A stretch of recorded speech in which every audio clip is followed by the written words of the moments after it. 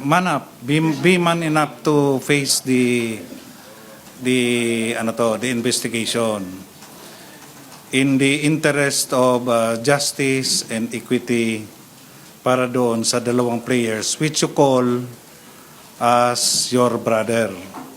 Because if you are talking about battle cry of Bebab, band of brother, if you're a brother, diba, hindi ka tatalikod.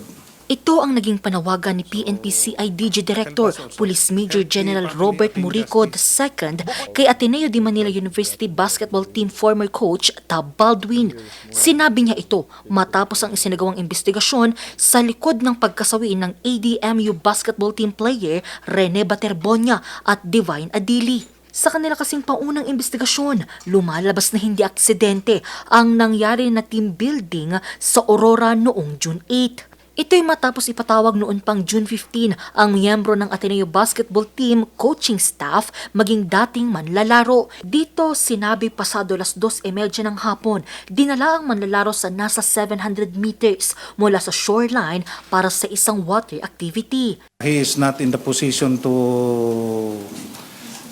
make any conclusion sa incident precisely because he is not also there during the time that the incident occurred.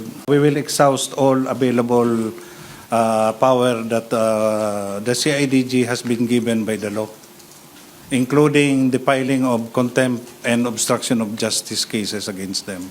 Ang trahedyang sumapit kina Rene at Divine ay nangangailangan ng kalinawan at katotohanan.